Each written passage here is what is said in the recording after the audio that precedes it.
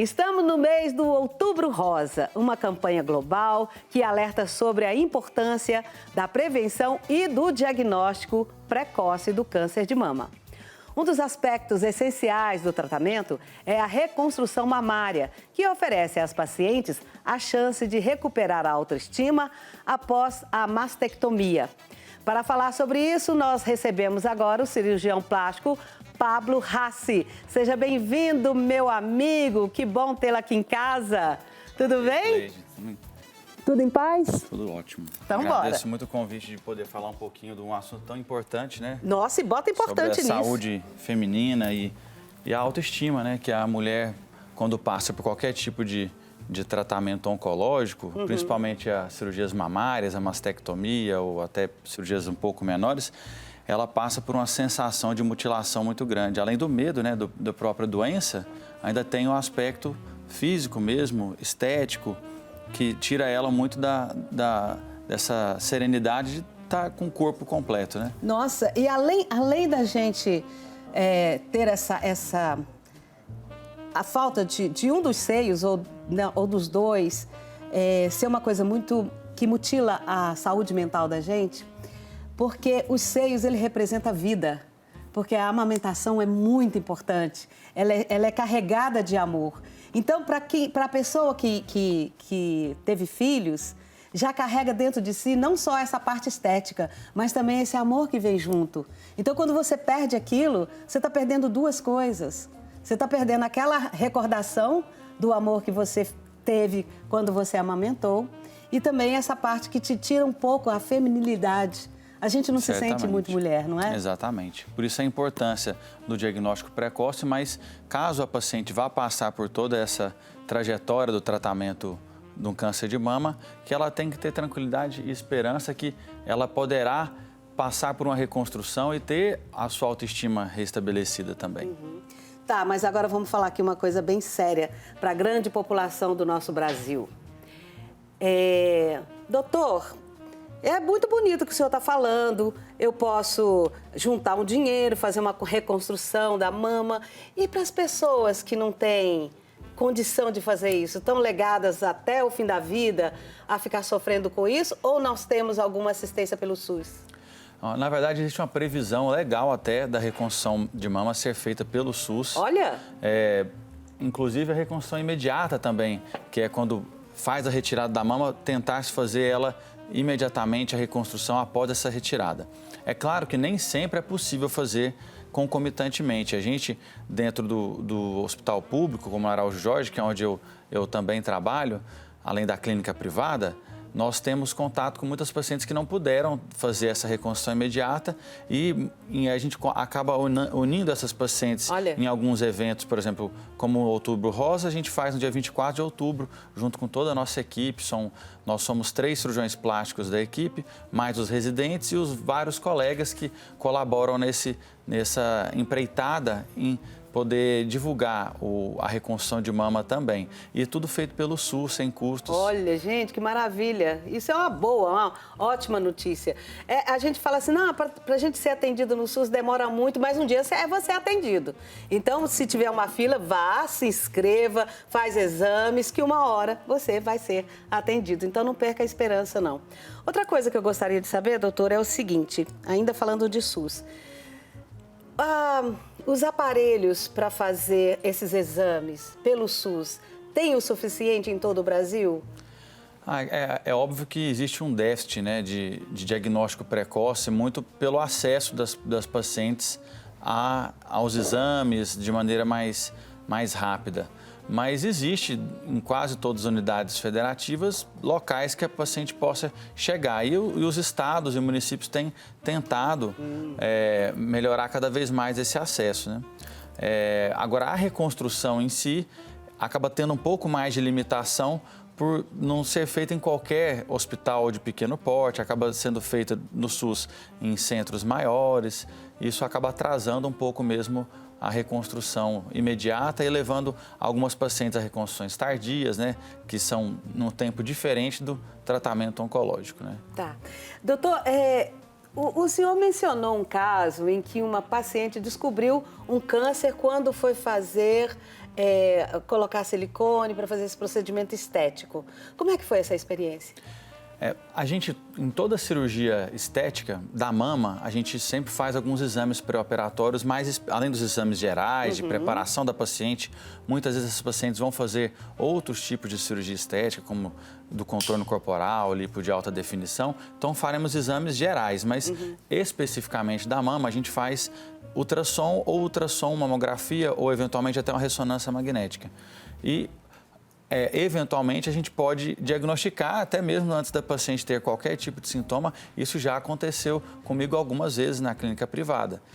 Fazer exames pré-operatórios para ela fazer uma cirurgia estética e descobrir algum tipo de nódulo, e nessa investigação do nódulo ser descoberto um carcinoma, né? um câncer de mama, e que a partir dali ela foi para o tratamento oncológico e a gente pôde fazer a reconstrução dela imediata já na cirurgia que ela teria que fazer pelo tratamento mesmo do câncer de mama. Essa reconstrução imediata, ela é muito embasada no diagnóstico, né? Que está vendo que é possível fazer isso, ou com outros pacientes tem que ter mais atenção, mais estudo? Qual que é? Quem é que pode ser imediato e quem que não pode? Para a maioria dos pacientes pode ser feita a reconstrução imediata. São casos mais isolados que não podem ser realizados, mas na maioria é possível. Nem sempre se consegue pela questão, principalmente no sistema público, mas no sistema privado, praticamente todos os pacientes são reconstruídos de forma imediata. Como as reconstruções hoje a gente faz muitas vezes utilizando técnicas que são um pouco menos desgastantes para o corpo, utilizando próteses ou expansores, é mais tranquilo para a gente fazer essa reconstrução no mesmo tempo da mastectomia. Quando se faz reconstruções associadas com radioterapia, é que por vezes a gente pode escolher às vezes uma cirurgia diferente daquela que a gente programaria para o paciente que não vai precisar fazer radioterapia. Porque a radioterapia acaba prejudicando mais o resultado da reconstrução. Então, não é que não possa ser feito, a gente faz. Só que o tipo de evolução e de resultado acaba sendo um pouquinho modificado pela irradiação ali naquele tecido. Doutor, o senhor já encontrou algum caso de uma paciente que tinha um nódulo no seio e que era até palpável e, então... Tipo assim, vamos ver o que é isso, fazer um exame para ver o que é. E no outro tinha um outro nódulo, só que bem menor e que era até difícil de diagnosticar. E esse que era menor era mais agressivo. O que é isso? Às vezes existem nódulos grandes, palpáveis, e são fibroadenomas, lesões benignas, e a paciente já tem há muitos anos. Agora, não impede que em qualquer outro lugar da mama ela possa ter, às vezes, uma microcalcificação, uma outra lesão que não é palpável, e só nos exames de imagem que a gente consegue diagnosticar. E aí, a partir da classificação do exame de imagem, a gente sabe se aquela imagem ela é mais suspeita de ter alguma lesão maligna associada, e aí se vai investigar mais, fazer outros exames ou biópsias. E depois de uma biópsia pode ser diagnosticado às vezes um carcinoma in situ ou um outro carcinoma invasivo, e isso acaba levando a um diagnóstico precoce no intuito de avaliar um outro nódulo que é até um nódulo benigno, que não tem nenhum problema. Então, ser grande não obrigatoriamente é maligno e ser pequeno é benigno. Então, existe uma série de fatores envolvidos aí para diagnosticar. E quando se constata que é bem agressivo, aí, mesmo não tendo na outra mama, é aconselhável tirar? A mastectomia profilática, ela não é sempre indicada, mas em casos que tem mamas menores, acaba ajudando muito até para melhor resultado estético. Quando a gente opera as duas mamas ao mesmo tempo, fazendo uma cirurgia parecida que vai fazer de um lado e do outro, principalmente em carcinomas mais precoces, que a gente às vezes não vai precisar retirar pele e areola, a gente fazer a cirurgia ao mesmo tempo dos dois lados acaba beneficiando muito o resultado estético também. Na parte oncológica, nem todos os tumores têm uma associação com tumor em outro local, né? Outros tipos até podem ser multicêntricos, aparecer em um local e daqui a algum tempo aparecer outro tumor em outro local. Mas até por uma questão de redução de tecido mamário, a cirurgia bilateral ela é interessante também. Não para todos existe mudança de sobrevida e nada disso, mas esteticamente acaba beneficiando também um pouco a paciente. E esse esvaziamento da axila, ela, quando faz cirurgia estética, ele também tem como harmonizar isso ou não? Ou isso não tem jeito? Na verdade, na cirurgia estética pura, a gente nunca interfere nos linfonodos, né? Quando existe um câncer de mama, e aí se pode fazer alguns exames que chama linfonodo sentinela, para poder ver se aquela cadeia de linfonodos tem a presença do linfonodo, que é o primeiro que recebe, naquela região onde tem o nódulo, qual é o primeiro linfonodo que recebe aquelas células cancerígenas? É aquele linfonodo, a gente chama de sentinela. Então, é feito normalmente esse linfonodo sentinela, e se ele tem alguma alteração aí, pode ser indicado, às vezes, uma ressecção de mais linfonodos. Ou, se o linfonodo já está macroscopicamente, ou pelo exame de imagem, ele já está com a sensação de acometimento, aí pode ser realizada, às vezes, uma linfadenectomia.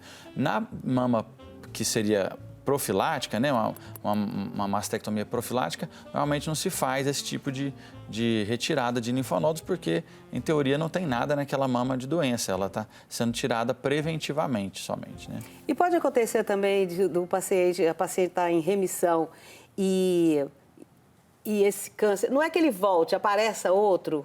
Pode sim, porque, como a gente comentou, algumas alterações do corpo humano que permitem uma célula cancerígena se desenvolver e não ser combatida pelos sistemas de defesa do corpo, elas continuam existindo no resto do tecido da mama.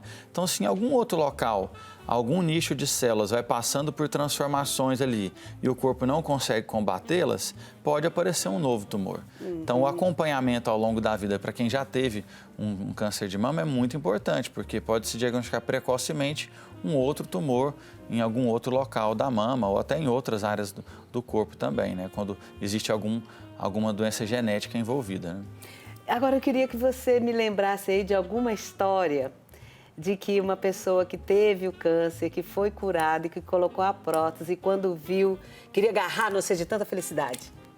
A gente tem muitos casos, né, que acontece isso. É maravilhoso, Na não é? clínica privada são vários e também no SUS. O SUS acaba nos dando um gosto de poder ajudar, às vezes, uma paciente que a gente sabe que não teria a oportunidade, né, financeira para aquilo. Mas na clínica privada a gente também tem contato com casos, às vezes, um pouco melhores, mais precoces. Então, a paciente acaba tendo, às vezes, um resultado estético da reconstrução muito parecido com uma cirurgia estética.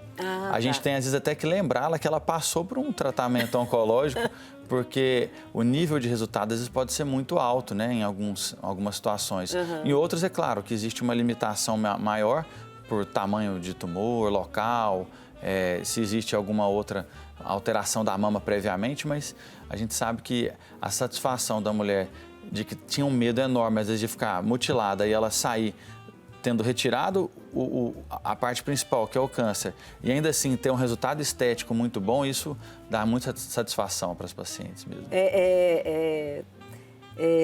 Fazer uma coisa assim, a sua profissão, quando ela é coroada, né? Seria isso, coroada com louros. Então, assim, eu acho que deve ser grandioso fazer essa reconstrução na vida da pessoa. Sim, e a gente reconstrói, na verdade, em outras situações também, não é só em câncer. A gente reconstrói mulheres que passaram por gestações, tiveram alterações do corpo que a colocam, esteticamente falando, e como autoestima, numa situação talvez pior do que alguém que teve um câncer, de tanta insatisfação com o próprio corpo que a paciente tem. Então, a cirurgia estética, ela também é reparadora, e a reparadora também é estética.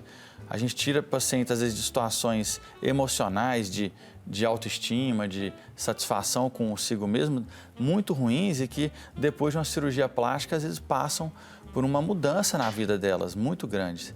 E a mudança não é só para quem teve uma doença, é por quem passou pela situação normal da vida, de engravidar, às vezes ganhou mais peso do que gostaria, às vezes o corpo modificou mais do que ela gostaria e ela está numa situação de autoestima muito baixa. E quando faz essas cirurgias de contorno corporal, das mamas, as mamas, para quem não tem doença, mas tem alterações, mamas muito caídas, flacidez, às vezes mulheres muito jovens, de 20 e poucos anos que a gente tem, algumas até sem amamentação e que tem a mama muito caída, aquilo ali, para aquela mulher, é uma situação emocional tão ruim quanto, às vezes, alguém que tirou a mama por uma doença.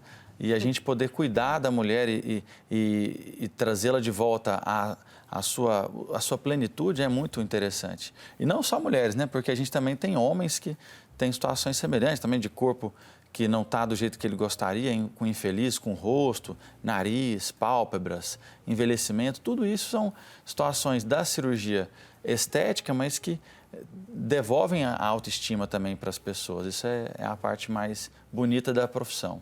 Até que idade uma senhora pode fazer uma cirurgia? Hoje que nós estamos falando que hoje é Dia Nacional e Internacional do Idoso. Estava falando de políticas públicas para os idosos e políticas também na iniciativa privada, né, para valorizar. Exatamente. Eu sou totalmente adepto a essa geração Baby Boomer. Ela é uma geração de comprometimento muito grande com o trabalho, em que a vontade de produzir pode não ter, às vezes, a velocidade em alguns aspectos, mas existe a maturidade, a capacidade de resolver problemas entre pessoas que, às vezes, uma geração mais nova não tem tão bem.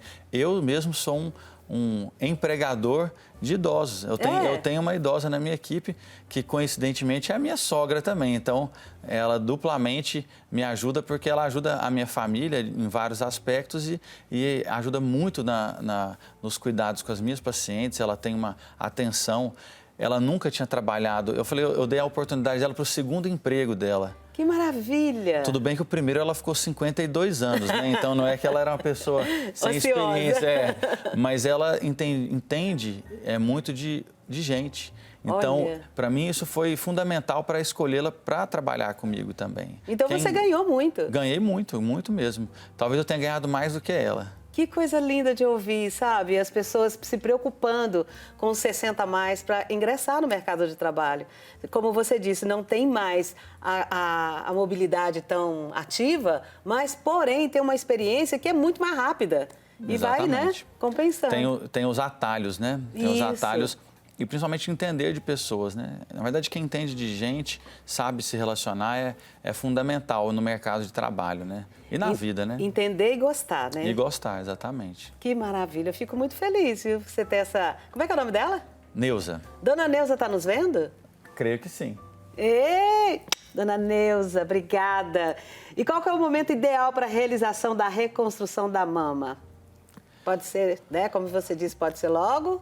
Idealmente, a gente prefere reconstruir na hora que faz a retirada. Certo. Quando não é possível, aí vai variar muito caso a caso. Você vai passar... Se a paciente vai ter que passar por radiação, quimioterapia, às vezes tem que passar por tudo isso e aí só em um outro momento mais tardio que a gente vai poder fazer uma reconstrução na mama. Aí, nesses casos, muitas vezes a gente precisa utilizar de mais elementos na cirurgia de reconstrução. Às vezes tem que usar retalhos do próprio corpo associados a próteses ou não. Então, existem muitas alternativas cirúrgicas na reconstrução de mama. Quando a reconstrução é imediata, mais comumente a gente usa próteses e expansores. Quando a reconstrução é tardia, aí aumenta a possibilidade da gente ter que usar um retalho do grande dorsal, retalho do abdômen ou retalhos microcirúrgicos, aí aumenta a possibilidade de usar esse tipo de reconstrução mais complexa, mas que é mais necessária em quem não reconstrui imediatamente. Você falou também que tem muitos homens que buscam essa estética, principalmente homens assim que têm o peito assim muito... Assim, eu diria até com aspecto feminino. Isso, a ginecomastia, que é essa alteração na mama...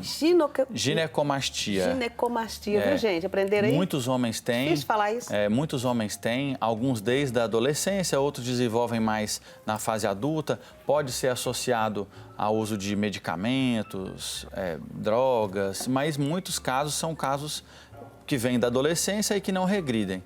E esses homens podem ser tratados com cirurgias menores, maiores, de acordo com cada caso.